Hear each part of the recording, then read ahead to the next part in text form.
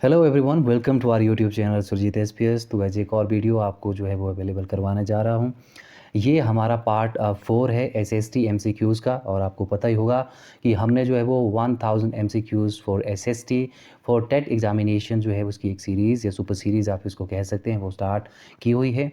और ये इसका पार्ट 4 है, ठीक है। अगर आपने अभी तक हमारे जितने भी एसएसटी के रिगार्डिंग वीडियोज़ हैं जो 1000 आपके एमसीक्यूज़ में आते हैं, तो आप ज़रूर जाके देख लें। प्लेलिस्ट में भी आपको देखने में मिल जाएंगे और डिस्क्रिप्शन में भी मैं आपको इसका लिंक जो है वो आपके लिए अवेलेबल करवा दूंगा, ठीक है।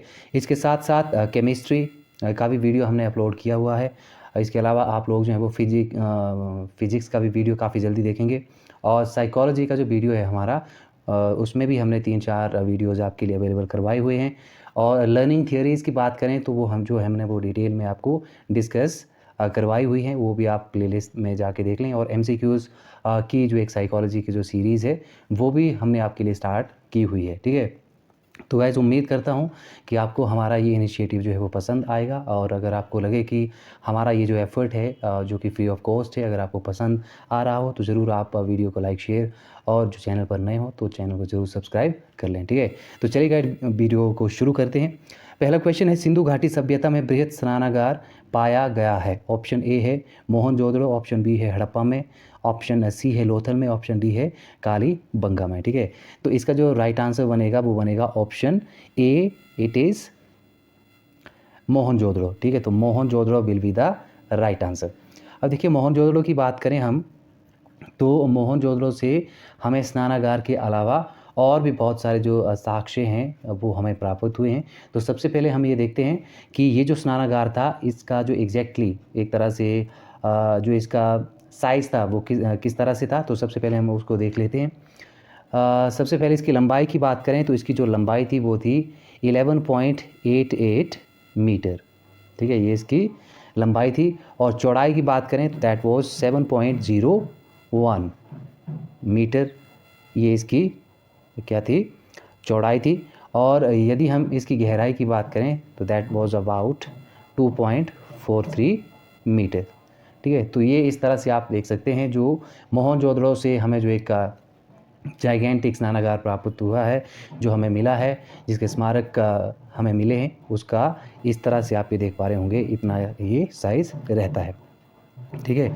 इसके अलावा यदि हम और बात करें मोहनजोदड़ो के बारे में, तो मोहनजोदड़ो जो है वो सिंधु नदी के किनारे स्थित है, ठीक है। और ये पाकिस्तान का जो एक प्रांत है जिसका नाम सिंध है, वहाँ पे ये लोकेटेड है। इसकी जो अगर हम बात करें इसके उत्खननकर्ता की, तो वो थे राखाल दास बनर्जी, ठीक है। उन्होंने 1922 में, कब, 1922 में इस प्लेस की जो थी वो इसको फाइंड आउट किया था, ठीक है। तो ये एडिशनल इन्फॉर्मेशन यहाँ से मोहनजोदड़ो के रिगार्डिंग आपको मिलती है। हड़प्पा की बात करें तो हड़प्पा जो है वो रावी नदी के किनारे है 1921 में, ठीक है। इसको जो था वो जो था एक तरह से फाइंड आउट किया गया था, किसके द्वारा, तो दयाराम साहनी और माधो स्वरूप के द्वारा। और प्रेजेंटली बात करें कहाँ पे लोकेटेड है, तो पाकिस्तान का मोंटगोमरी ज़िला है जहाँ पे कि हड़प्पा लोकेटेड है। बात करते हैं लोथल की, तो जो लोथल है ये भोगवा नदी के किनारे है। सबसे पहले ये चीज़ आप ध्यान में रखें। और रंगनाथ राव ने इसको जो था एक तरह से डिस्कवर किया था, ठीक है। और 1953-4 में ये जो था वो डिस्कवर किया गया था, ठीक है।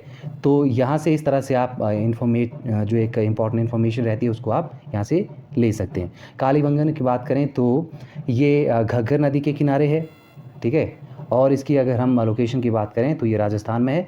1953 में ये जो था वो डिस्कवर किया गया था। तो गाइज़, ये इन्फॉर्मेशन जो है आपके लिए काफ़ी बेहतरीन रही होगी, एडिशनल रही होगी, ठीक है। जो नहीं जानते हैं उनके लिए स्पेशली, और जो जानते हैं उनको एक तरह से रिवीजन यहाँ से मिलती है।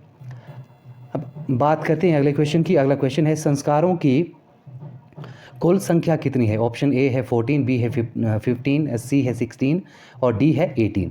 तो यहाँ से जो इसका राइट आंसर बनेगा वो बनेगा ऑप्शन सी, 16। थर्ड क्वेश्चन की बात करते हैं। थर्ड क्वेश्चन है, सिकंदर ने भारत पर कब आक्रमण किया, ठीक है। ऑप्शन ए है 326, ऑप्शन बी है 326 AD, ऑप्शन सी है 3 BC, ऑप्शन डी है 323 AD। ठीक है, तो इसका जो राइट आंसर बनेगा वो बनेगा आपका option A, it is 326 BC।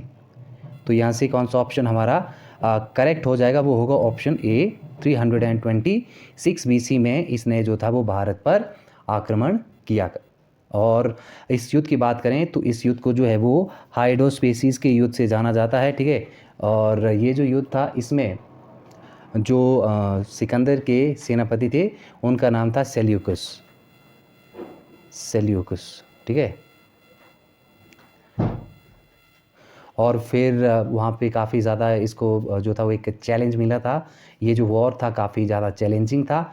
ठीक है, और ड्यू टू दिस क्या होता है कि इनकी जो सेना होती है, जो सेनापति होते हैं, वो एक तरह से फॉरवर्ड करने में वहाँ से इनकार कर देते हैं, और फिर भारत से लौटते समय जो है वो सिकंदर की मृत्यु हो जाती है ऑन द वे। तो इस तरह से सिकंदर जो है वो आप देख पा रहे होंगे कि जो है वो मर जाता है on the way returning from India. ठीक है, और ये मकदूनिया के शासक थे, इनके फादर भी वहाँ पे शासक थे, वो भी शासन करते थे। ठीक है, तो ये बात हो गई सिकंदर की। अब अगले क्वेश्चन की बात कर लेते हैं। अगला क्वेश्चन है, अशोक ने श्रीलंका में बौद्ध धर्म के प्रचार हेतु किसे भेजा? मोस्ट रिपीटेड क्वेश्चन है, कई एग्जाम्स में ये क्वेश्चन जो है वो आ चुका है। तो ऑप्शन ए है महेंद्र, बी है संघमित्रा, सी है ए और बी दोनों, और डी है महारक्षित। ठीक है, तो इसका जो आंसर बनेगा वो बनेगा ऑप्शन सी, ए और बी दोनों। अगले क्वेश्चन की बात करते हैं। अगला क्वेश्चन है, नागानंद रत्नावली और प्रियदर्शिका नाटकों के नाटककार थे। ऑप्शन ए है बाणभट्ट, बी है विशाखा दत्त, सी है वात्स्यायन, और ऑप्शन डी है हर्षवर्धन। तो इसका जो राइट आंसर बनेगा वो बनेगा आपका option D, it is Harshvardhan. ठीक है, तो हर्षवर्धन जो थे वो नागानंद रत्नावली और प्रियदर्शिका नाटकों के जो थे वो नाटककार थे। ठीक है, और ये कौन से वंश को बिलोंग करते थे? तो ये चाहमान या फिर चौहान वंश को बिलोंग करते थे। अगले क्वेश्चन की बात करते हैं। महासभा की कार्यकारिणी समिति को कहा जाता था। ऑप्शन ए है वरियम, बी है अलंगुणम, सी है नगरम, डी है नन ऑफ दीज। तो यहाँ से जो इसका राइट आंसर बनेगा वो बनेगा ऑप्शन ए, बरियम। तो barium, option A will be the right answer. अगले क्वेश्चन की बात करते हैं। तो अगला क्वेश्चन है, किसने इक्तादारी प्रथा चलाई थी? ऑप्शन ए है फिरोज तुगलक, ऑप्शन बी है मोहम्मद बिन तुगलक, सी है इल्तुतमिश, डी है गयासुद्दीन बलबन। तो यहाँ से जो राइट आंसर बनेगा वो कौन सा बनता है? वो बनता है हमारा ऑप्शन सी, इल्तुतमिश। ठीक है, और इल्तुतमिश जो थे, ठीक है, वो जो थे वो गुलाम थे, और ये गुलाम किसके थे? ठीक है, तो ये गुलाम हुए आपके गयासुद्दीन तुगलक के। ठीक है, फिरोज शाह तुगलक की बात करें तो इन्होंने नहरों के लिए काफ़ी ज़्यादा काम किया था। जौनागढ़, जौनपुर जो थे, ये सारे नगर इन्होंने जो थे वो बनाए थे। मोहम्मद बिन तुगलक की बात करें तो मोहम्मद बिन तुगलक एक काफ़ी ज़्यादा पढ़े लिखे मूर्ख इंसान इसको हम कह सकते हैं, क्योंकि इनकी जो पॉलिसीज़ थी वो ऐसी थी जो कि लोगों की समझ में नहीं आती थी। जैसे टोकन करेंसी की बात की जाए, या ऐसे टाइम पे आप युद्ध करने के लिए सेना को बोल दें जबकि सिचुएशन काफ़ी एडवर्स हो। ठीक है, तो यहाँ से जो इसका राइट आंसर बनेगा वो बनेगा ऑप्शन सी, इल्तुतमिश। अगले क्वेश्चन की बात करते हैं। चैतन्य महाप्रभु का जन्मस्थल है। ऑप्शन ए है नदिया, बी है तलवंडी, सी है निम्बापुर, और डी है मगहर। तो यहाँ से जो इसका राइट आंसर बनेगा वो बनेगा ऑप्शन ए, नदिया नवद्वीप। ठीक है, option A will be the right answer. अगला क्वेश्चन है, किस मुगल बादशाह ने जजिया कर पुनः लगाया था? तो इसका आंसर बनेगा आपका ऑप्शन सी। ठीक है, औरंगजेब ने ये दोबारा से जो था वो रीस्टार्ट किया था। अकबर ने भी जजिया कर लगाया था। ठीक है, इसके अलावा जहांगीर की बात करें तो उन्होंने भी जो था वो शाहजहां ने भी जजिया कर जो था वो लगाया था। ठीक है, सबसे पहले हम बात करें तो ये जो जजिया कर था वो सबसे पहले लगाया था कुतुबुद्दीन ऐबक ने। ठीक है, कुतुबुद्दीन ऐबक ने सबसे पहले इसको स्टार्ट किया था। कुतुबुद्दीन ऐबक जो थे वो आपको पता ही होगा कि दिल्ली सल्तनत में उन्होंने जो था वो शासन किया था, वहाँ के वो सुल्तान बने थे दिल्ली सल्तनत में। ठीक है, अगले क्वेश्चन की बात करते हैं। अगला क्वेश्चन है, शिवाजी ने कब छत्रपति की उपाधि धारण कर अपना राज्याभिषेक कराया? ठीक है, ऑप्शन ए है अप्रैल 1665, बी है 1675, सी है अप्रैल 1680 और ऑप्शन डी है जून 1675। ठीक है, तो इसका जो राइट आंसर बनेगा वो बनेगा आपका ऑप्शन डी। ठीक है, ऑप्शन डी क्या है, जून 1674 में इन्होंने जो था अपना राज्याभिषेक कराया था। अगर हम बात करें अप्रैल 1680 की, तो यहाँ क्या हुआ था, यहाँ पे जो शिवाजी थे वो मर गए थे। ठीक है, और शिवाजी जो थे वो आपको पता है कि एक महाराष्ट्र, या जिसको आप मराठा पुराने टाइम में डिनोट कर सकते हैं, उनकी एक तरह से आन बान शान थे। ठीक है, और इन्होंने जो था वो छत्रपति की उपाधि धारण की थी। ठीक है, और इनकी जो साम्राज्य की जो लैंग्वेज थी तो वो थी मराठा या मराठी। अगले क्वेश्चन की बात करते हैं। अगला क्वेश्चन है पांडीवाश का युद्ध जो कि 1760 में हुआ था में अंग्रेज़ों का नेतृत्व किसने किया? ऑप्शन ए है सर आयट कूट, बी है थॉमस स्मिथ, सी है थॉमस रो और डी है नन ऑफ दीज। तो इसका जो राइट आंसर बनेगा वो बनेगा ऑप्शन ए सर आयर कूट। ठीक है, तो ये जो थे वो उस समय जो थे वो अंग्रेज़ों के एक तरह से हेड थे। उन्होंने इस वॉर में जो था वो अंग्रेज़ों का एक तरह से लीडर थे, वो उन्होंने परिचालन किया था। अब टॉम स्मिथ की बात करें तो स्टार्टिंग में ईस्ट इंडिया कंपनी जो थी उसमें 247 पार्टनर्स थे, तो उसमें ये जो थे ये गवर्नर अपॉइंट हुए थे। ये इतना आप सिर्फ इसके बारे में याद रखें। तो वांडीवाश का युद्ध हुआ किसके बीच में था? तो वो हुआ था आपके अंग्रेज़ या एंग्लो और आप इसको जो है फ्रांस कह सकते हैं, फ्रांस के बीच में ये युद्ध हुआ था और इसमें फ्रांस की काफ़ी बुरी तरह से हार हुई थी। अगले क्वेश्चन की बात करते हैं। अगला क्वेश्चन है साइक संधि किसने लागू की? ऑप्शन ए है डुप्ले, बी है लॉर्ड वेलेस्ली, सी है लॉर्ड डलहौजी, डी है नन ऑफ दीज। ठीक है, तो इसका जो राइट आंसर बनेगा that will be option B Lord Wellesley. तो जो लॉर्ड वेलेस्ली हैं इनको इनका जो एक शासनकाल रहा इनके गवर्नर जनरल का, तो वो सबसे पहले हम देख लेते हैं। ये जो थे वो 1798 टू 1805 तक ये बने रहे थे। ठीक है, गवर्नर जनरल के पद पर ये, और ये अपने आप को क्या कहते थे? बंगाल के शेर भी ये अपने आप को कहते थे। जो सहायक संधि थी वो भी इन्हीं के द्वारा स्टार्ट की गई थी। इसके अलावा यदि हम बात करें लॉर्ड डलहौजी की, तो जो लॉर्ड डलहौजी हैं ये 1848 टू 56 तक इनका जो एक शासन रहता है वो था, और इसमें आपको पता ही होगा कि इन्होंने डॉक्ट्राइन ऑफ लैप्स, एक लैप्स की नीति जो थी इन्होंने वो अपनाई थी। पीडब्ल्यूडी के रिगार्डिंग इन्होंने काफ़ी काम किया, रेलवे के रिगार्डिंग इनका काफ़ी महत्वपूर्ण योगदान है। ठीक है, तो इतना इम्पोर्टेंट इन्फॉर्मेशन आपने जो है वो लॉर्ड डलहौजी के बारे में याद रखना है। बात करते हैं अगले क्वेश्चन की। अगला क्वेश्चन है रामकृष्ण मिशन की स्थापना किसने की? ऑप्शन ए विवेकानंद, बी है राजा राम मोहन राय, सी है केशव चंद्र सेन, डी है रामकृष्ण परमहंस। तो यहाँ से जो इसका राइट आंसर बनेगा that will be option A, it is Vivekananda. तो Vivekananda will be the right answer of this question. अगला क्वेश्चन है आधुनिक भारत का प्रथम राष्ट्रकवि किसे कहा जाता है? ऑप्शन ए है हेनरी विवियन डिरोजियो, बी है भारतेंदु हरिश्चंद्र, सी है मैथिली शरण गुप्त और डी है मधुसूदन दत्त। तो यहाँ से जो राइट आंसर बनेगा that will be option A Henry Vivian Derozio. ठीक है, अगले क्वेश्चन की बात करते हैं। मोपला विद्रोह 1921 कहाँ हुआ था? तो इसका जो राइट आंसर बनेगा वो बनेगा ऑप्शन बी मालाबार में। अगला क्वेश्चन है 1857 में जो विद्रोह हुआ था उसके असफलता के बाद बहादुर शाह को कहाँ निर्वासित किया दिया गया था? तो इसका जो राइट आंसर बनेगा वो बनेगा option A Rangoon. Rangoon will be the right answer. अगले क्वेश्चन की बात करें तो अगला क्वेश्चन है किस गवर्नर जनरल के कार्यकाल के दौरान भारतीय राष्ट्रीय कांग्रेस बनी थी? ठीक है, तो ऑप्शन ए है लॉर्ड रिपन, बी है लॉर्ड विलियम बेंटिक, सी है लॉर्ड डफरिन और डी है लॉर्ड कर्जन। तो इसका जो राइट आंसर बनेगा वो होगा option C, it is Lord Dufferin. इनका जो शासनकाल था अगर हम वो बात करें या कार्यकाल था तो वो 1884 टू 88 तक इन्होंने जो था वो इनका कार्यकाल चला था। और इसी कड़ी में क्या होता है कि 1885 में आप देखते हैं कि जो कांग्रेस है इसकी भी स्थापना की जाती है AO ह्यूम के द्वारा, किसके द्वारा, A.O. ह्यूम के द्वारा, ठीक है। इसके अलावा यदि हम बात करें लॉर्ड रिपन की, तो लॉर्ड रिपन ने, ठीक है, बहुत सारे काम जो थे वो किए थे, ठीक है। ये एक फैक्ट्री कानून लेके आए थे जिसमें कि ये जो था एक प्रतिबंध लगाया गया था कि जो 14 साल से नीचे के बच्चे हैं उनको जो है वो फैक्ट्री में काम नहीं करवाया जाएगा, लेकिन साथ ही साथ जो है वो उनको छोटे मोटे कामों में लगाया जा सकता है। जैसे चाय के बागान में अगर काम करना है तो वहाँ पे जो है ये बच्चे काम कर सकते थे, ठीक है। तो एक तरह से आप कह सकते हैं कि रिपन ने काफ़ी उदार काम जो थे वो भारत के लोगों के प्रति किए थे। इनकी जो उदारक सोच थी, इसका ये परिणाम था कि इनको जो था वो भारत का उद्धारक या उद्धारक के नाम से भी जाना जाता था।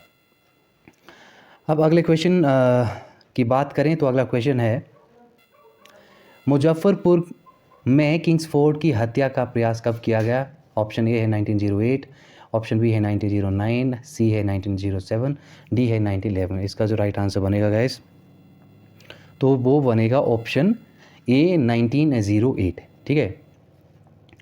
और 1908 में प्रफुल्ल चाकी और खुदीराम बोस, ठीक है, ये एक्चुअली जो थे वो किसी और पे एक तरह से बॉम्बिंग करना चाहते थे, लेकिन गलती से जो बॉम्ब था वो एक प्रेग्नेंट लेडी की गाड़ी में जो है वो गिर जाता है और फिर वहाँ पे उनकी जो डेथ हो जाती है।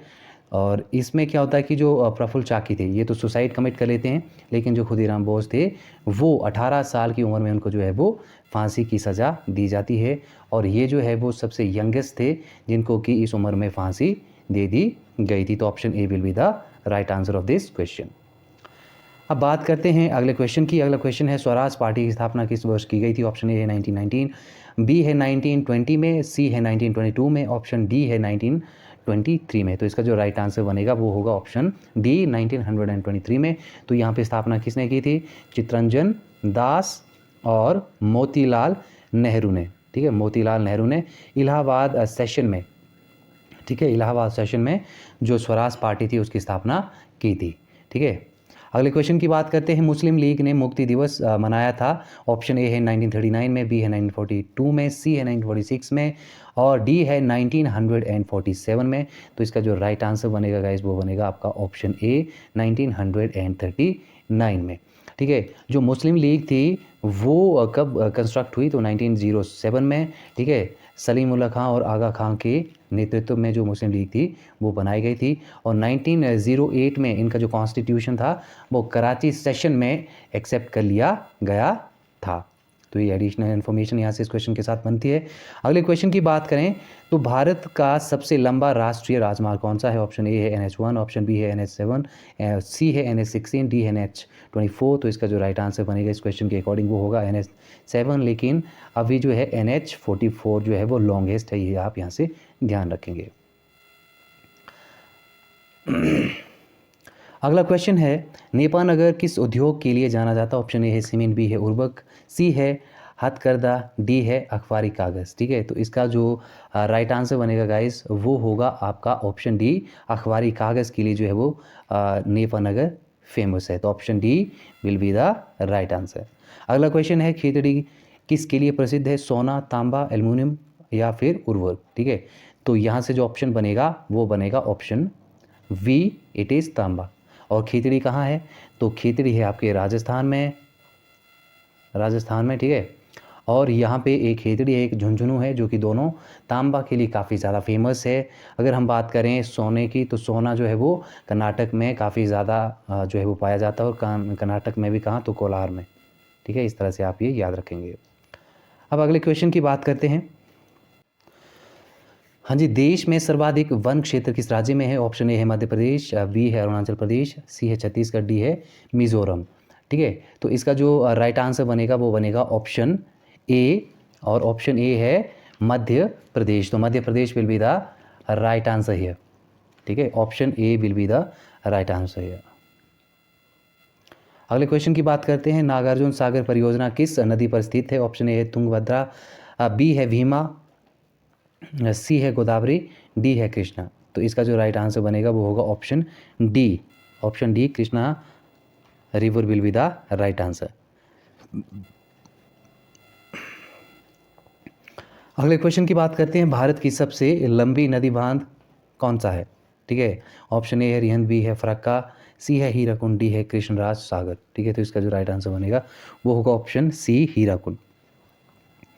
अगला क्वेश्चन है खैबर दर्रा कहाँ पर स्थित है? भूटान, भारत, बांग्लादेश या फिर पाकिस्तान में? तो इसका जो राइट आंसर बनेगा वो बनेगा ऑप्शन डी पाक में, पाकिस्तान में।